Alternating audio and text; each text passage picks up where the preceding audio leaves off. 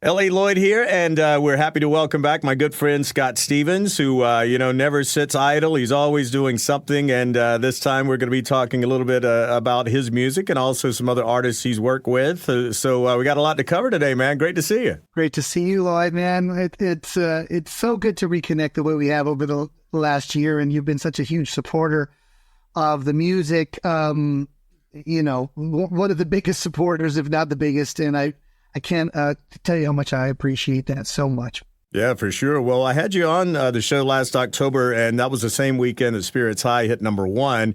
Obviously it had been going up the chart for weeks and weeks and weeks and finally hit the top. So I see you wearing your Management in the Gooch shirt today. So just kind of curious what the reaction was, once it finally happened with them, and also just the overwhelming response you got from the fans. When it hit number one, everybody they were pleased. I mean, I think they saw it climbing, and we started to have conversations about what does this mean now and how do we take this to the next level. Everybody was pleased. And yeah, I'm always getting Instagram, Twitter, Facebook, messages from people saying how much this song helps them in a time of trouble, to try to keep some optimism going. And I always say that that's what it did for me. And if that's the connection that we have from it, so be it. And what a great gift to be a part of, Yeah, and talking about people that you've just been involved with who've hit the milestone of number one on the Rock 30. The other is Chris Daughtry, who, his song Artificial hit number one February 24th on the Rock 30, and he was just ecstatic, just like you were. I mean, he's like, man, I've been doing this for so long, and to finally hit that, there's something about that number one spot. You can be on the charts and you can have success, but at the end of the day, the chart thing has been around almost as long as rock and roll has, man, and to hit that number one spot, I got to think that you and him probably had some high fives and some great conversations about his success. We did. We weren't together, but we talked a few different times during the day. And, that song was one of those that kind of came out of nowhere. And once it started to show itself to us, all the other songs that we were working on were shelved. And we just focused on that song and just kept on going at it and going at the lyric. And, I think it took us a while to figure out how to get to the tag and how that would, sew that artificial line up. But once we cracked that code, it felt so good. And, when you labor over something like we did on that, and then you see the reaction after it gets out to the world and it's not your song anymore, that's the greatest gift, to watch that thing go. And we, at one time, talking to him and going, dude, it was a great ride. I mean, it's like number 5 or something. And look, I mean, it's been on the charts for like 30 weeks. I go, that's a hit, if you ask me. It doesn't right. necessarily number one doesn't always mean that. Right. There's so many producers that, well, I don't say a lot, but there's some producers in very high demand, and you probably know kind of where I'm going with this, but with their success, they have the the one-size-fits-all approach to their producing. And, in my opinion, that's kind of hurt some bands because it started getting to the place where everyone wanted to work with this certain producer, but they all started kind of sounding very similar. Now, how do you as a producer, you work with so much diverse talent, how do you not, still put your stamp on it, but, where it's not the one-size-fits-all because it's a one-by-one case scenario, I guess? The one thing that I think about when I work with either like Daughtry or Shinedown or Lizzie Hale from Hailstorm or Scott Stapp or whatever, I study it for a little while and I just try to see, what hits me, what I feel is working for others. And I just digest that for a little while. And I never have a template when I start. I don't have, my certain EQs for guitars or my certain things selected for drums. I always kind of go from scratch. And that's why the beginning of the record, which creating the sauce, as I call it, or the soup, is the toughest part, because once you get that main ingredient and go, okay, these are kind of the drum sounds, this is what it is, then you're off to the races. But it's building and finding those ingredients that fit too. I'm always listening to the voice. The voice of the artist is telling me how heavy the guitars have to be, or how heavy the drums, or how light, or if it needs to be more soulful, or whatever it is. So I'm always just listening. Yeah. And I think that might be something that I've kind of developed over the years, is be a good listener. Well, one thing that I enjoyed viewing on social media is the time that you worked with Dorothy on her upcoming album. And, I could just tell there was something really magical just from the expression on your face or what was being written, when you would complete a song. I know you can't give away everything, but what can fans expect from this one, man? Because it just looked like it was just a really unique experience. And I know how spiritual that Dorothy is, and it must have been, pretty emotional sometimes when you would go back and listen to that final track. Yes. She runs the gamut of emotions. There's been laughs, tears, anger, happiness, whatever it is. But we broke some new ground on this album. We're basically finished. We're going to be entering the mix stage here pretty soon. And I'm not sure when the first single will drop, but we carved it up pretty nice. I mean, there is the things that she's been known for, soulful rock. There's things that are a little bit more aggressive. She actually has some screams on this record that are cool, and they don't sound forced, and she kind of just did them. And I happened to be recording, and I caught them. And so, we delved a little bit into what's happening with the Nashville sound and how does that infiltrate. And I think we've successfully, done something unique for her, definitely carving her own path a little bit more too. So it's been a very cathartic, unbelievable experience for the both of us. And, we're not at the finish line yet, but we're getting there. There's so much that have been added to the story of Spirit's High since you and I first talked about it well over a year ago, and we'll get into that here in just a bit.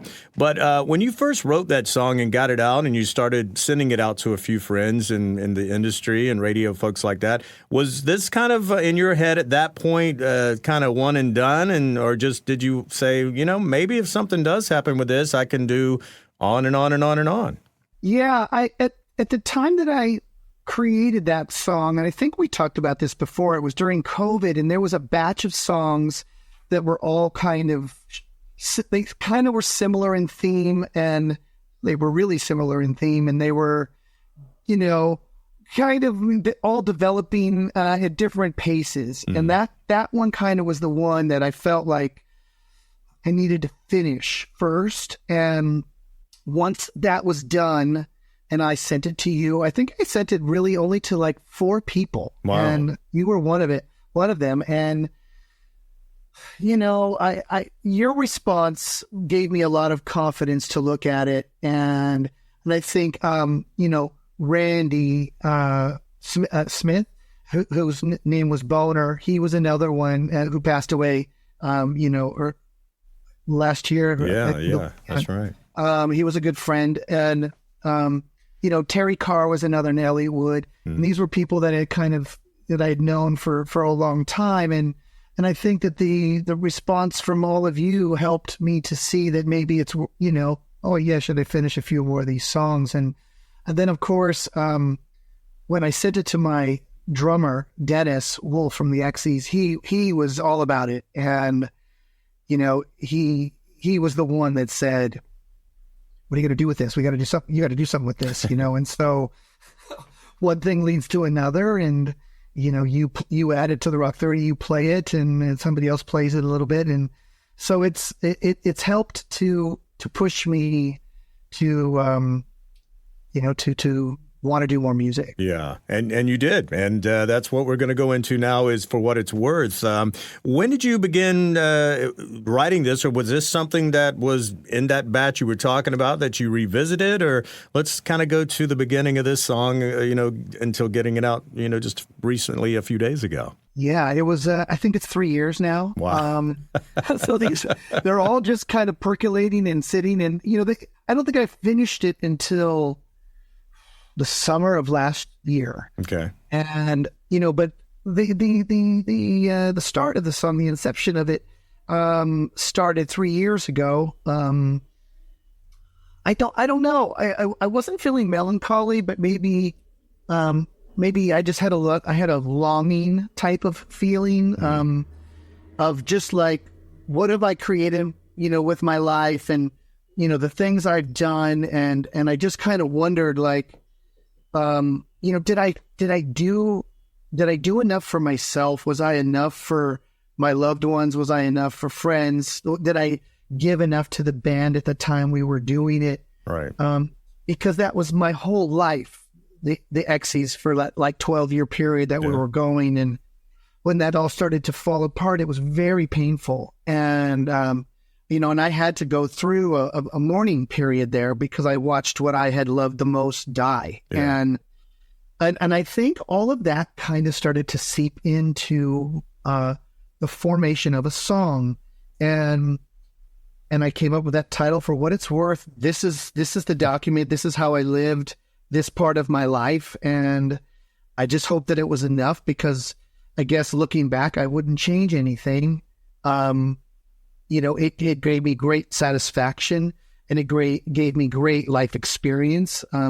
Happiness, pain, all of it is life experience, and we grow from all of it. Right. So that's where it started from. And it became this like love letter to the life I've led so far, to the band, everybody in the band, to David, who had passed, our guitar player, and it just, that's kind of where I went with it, and a couple of, years of digging in on it and going back to it, kind of like a diary, filling in the blanks where I was having troubles. And then finally I finished it. And I thought it was kind of a neat dichotomy that it was kind of a banger of a song. Yeah. With a pretty, like, intense lyric rather than a ballad, Indeed, man. Well, since we last talked, and obviously we covered this in Artificial, but AI just, I don't know how to handle it. It's coming so fast in so many different facets, especially in the music industry, where there's, rules or laws or whatever trying to protect artists from someone sounding exactly like them. I mean, there is a copyright to your sound or to your likeness or something like that, but it's a train that's coming fast, man. So, you're in the middle of it, not only as a songwriter, but as a producer and living it every day. What are you feeling on AI right now, man? I guess I try to avoid it right now. Yeah. I'm going to try to stay as organic as possible, even though, you guys can't see my studio here, but like I'm what they call in the box. I don't have a big SSL console, and but I'm working out of the computer. Mm-hmm. But I've got guitars, I play the bass, I play, I program my drums sometimes. It depends on what it is. If I really feel like I need organic drums, then I record them. Right. But I don't think there's any escaping AI. I think that we are going to find great uses for it. I think we're going to find nightmare issues with it. Yeah.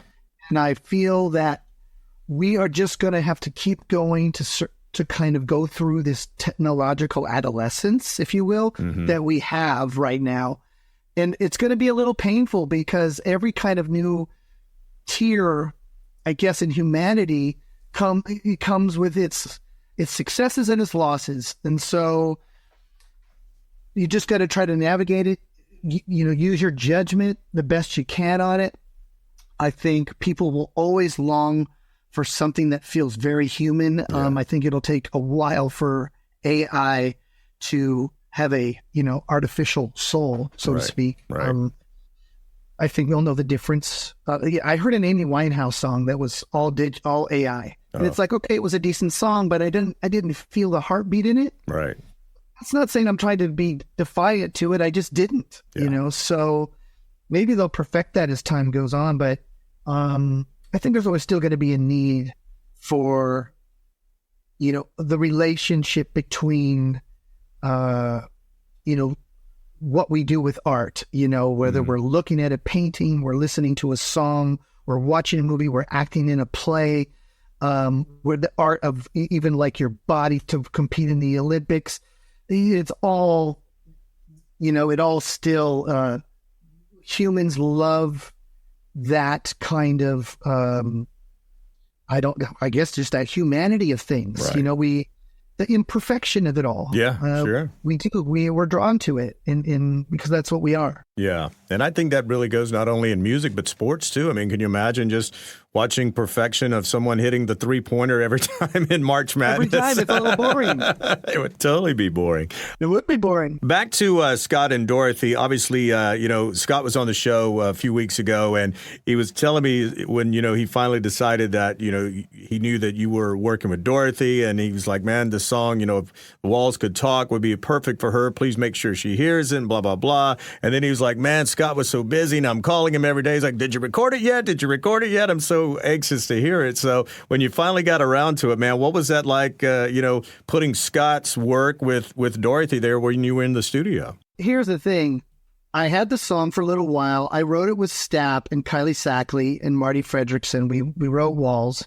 And I do believe that I might have made a suggestion early on that I knew an artist that I was getting ready to work with. Because I don't think Dorothy and I had really started yet. I mean, we'd worked on Rest in Peace and Black Sheep from the last record. Yeah. And I think I said her name. I can't be certain about that, but I do believe I said something about her, and, it was such early days, whatever. So when it finally came around, and I think Scott and Dorothy played a show in Montana together, and then I think it kind of, once he heard her voice, he called me, goes, that's the girl for the song. I'm like, yeah, I think that's the girl I was telling you about. Yeah. And I got the track, and we had to basically kind of wait for a window to present it to her and for her to be ready to do it. And I do remember showing it to her, and she was very moved by it, very moved. And then I think it took a couple weeks that she sat with it, and we figured out the time. I said, come on up from San Diego. And we got on the mic, and it sounded good right away, but it's not the magic that you heard. I think it took her and I a minute to figure out what the approach was. Right. And because it was so naked, at that time it was Scott's voice and an acoustic guitar. And that was it. Wow. So when you only have one other voice and one guitar, you have to learn how to put yourself in with that instrumentation. And once she settled into that groove, it was unbelievable. Yeah. I just remember like getting chills and looking at her, and I didn't say anything to boost her confidence, and I didn't say anything to hurt her confidence. I just kind of was looking at her in awe, going, I don't think you realize like what's happening right now. Yeah. And how good this really is. So I'm just going to keep you working, so that I can get all the pieces and I'll put a comp together. But it was magical. When she hit that vein, it was like hitting a gold vein, and it just, man, it's magical, that song. It's beautiful. The thing that I really love about your approach to really, as you said, you got to listen to figure out where to go. And that's one thing I admire about you. I just saw Starbenders a couple of nights ago with Nita Strauss. And the thing that I really love about hearing her music recorded and then even seeing her how she pulls it off live is she is different. I mean, it sounds different. It almost is kind of reflective of a Susie and the Banshees era in a way, the way that, not that she sounds, but just how that music was different then. It didn't sound like everything else. And she's in a world right now where she stands out. Even though she hasn't had a lot of success, I mean, they said the biggest challenge for the band is just making sure people hear their music. And that's why they were loved getting on the radio and talking about it. But when you work with an artist like Kimmy, what's your approach, man? Because it doesn't sound like Dorothy, or it doesn't sound like Ash from New Year's Day, or Lizzie. I mean, what's your approach to an artist like that? Well, Kimmy, the first time I saw her, I was with Lilith Czar, and she was friends with Kimmy. And she took me to see them in Nashville at this little place. I think it's called The End. And it maybe like, I think 100 people in there. It's packed. Yeah. I thought they were really different. I thought she was kind of like a female Bowie kind of thing, although right. I mean, Bowie had a female thing going on anyway. But like, they were very rock and roll, and she was very confident, and it was like, and then I met her after that show. We sat outside, and she said something I'll never forget. She goes, so how's it feel breathing that rarefied air? And I said, what do you mean? And she said, well, you've had a lot of success and number ones, and a lot of people, that start off in the music business, they would like the success that you that you have. And I said, well, that's very nice of you to say. I said, I don't really look at it like that. I have my wins and my losses, and I've been in this game a very long time. So, but thank you for the compliment. And then that opened up the way of just talking about music. And it wasn't until last year, I think I was in Nashville, and I got a call, and she said, I have this song that I can't seem to finish. Would you like to work with me on it? And it was called The Game. Oh, yeah. And that was my first time ever writing with her. We wrote it over the phone and not even over Zoom, just over the phone. Wow. Trading files, sending each other voice messages. Like, it goes like this, and then they laid it down, and I would hear a mix and go, well, maybe try the part that, a little bit different here. And I was working with her manager as well, Nico, who's really great. And we crafted it. That was our very first time working together. I would love to be like in person with her, maybe get a song from the ground up, and see what happens. But she is unique. You're right. Something you said earlier about where, once For What It's Worth or any of your songs is out there, it's not really yours anymore. And there was a quote you said, about this after it came out. I think you might have posted it on Instagram where you said the song isn't mine anymore. It's yours. Sometimes you have to lose it all to do the best you can do.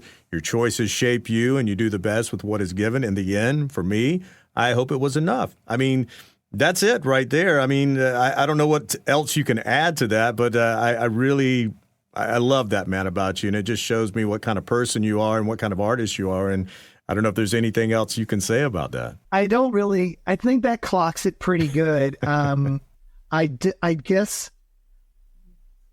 I want people to understand is that sometimes life is weird, and that when you're going after something and you want it, and you see all these things that collide into you, and maybe they're obstacles and maybe they're just hurdles and you get over them, but there's always a plan. And I feel that sometimes when you lose, you win. And for me, the Exies taking its road that it took and the way it stopped, I could have never predicted that would put me in the seat that I'm at now and work with the artists that I've worked with, and then put me back into writing songs with the band again, sitting here with you talking about that. So sometimes there's a plan that's bigger than you, and sometimes you have to just learn how to pay attention to it and pay attention to those signs, and just know there's always a way you're going to land on your feet if you just keep moving. And that's what I think that song is saying, is that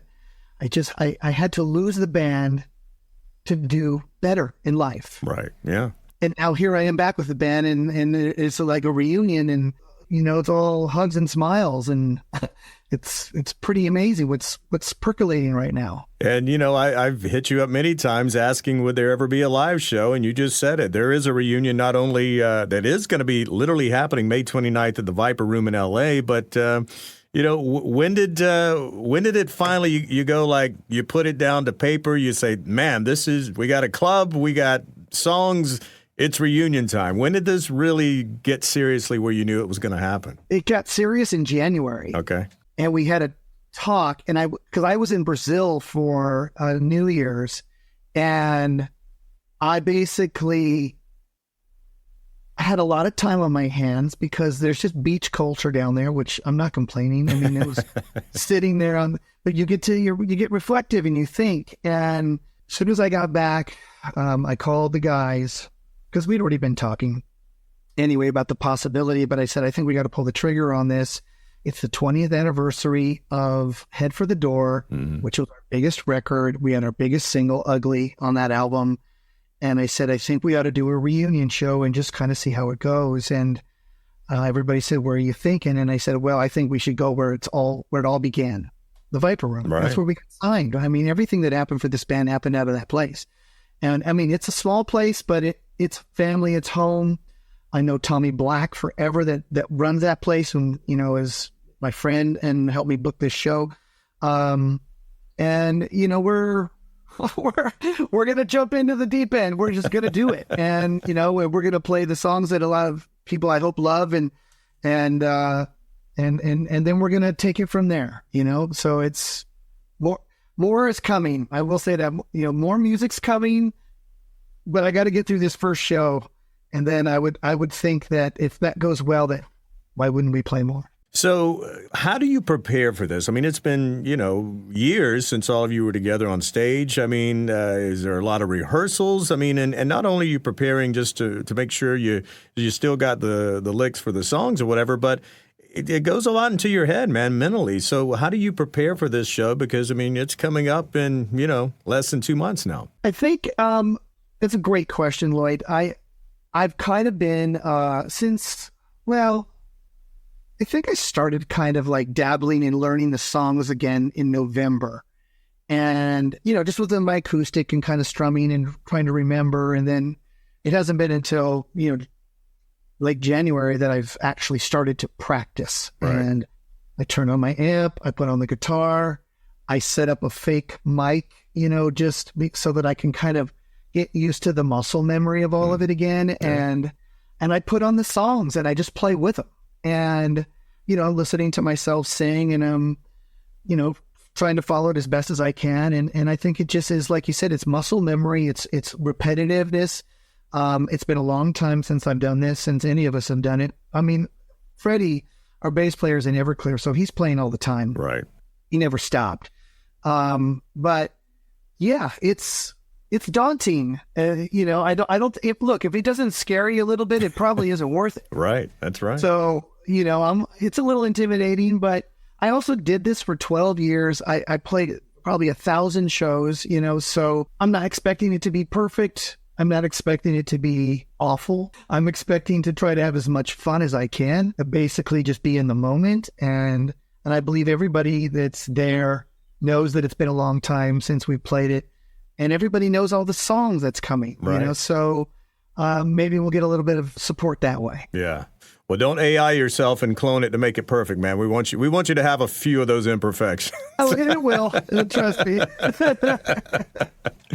Well, hey, man, thank you again for being on the Rock 30. I can't wait to keep playing this song. And hey, man, if it takes 30 weeks to get to number one, I mean, I'm patient, and I think you are too, right? Yeah, but I mean, that would be incredible. If the people are feeling it, then, let Lloyd know. Yeah. And we'll keep playing it. All right. Well, hey, man, have a great day, and I hope to see you soon. I hope to see you too again, brother. Thank you so much.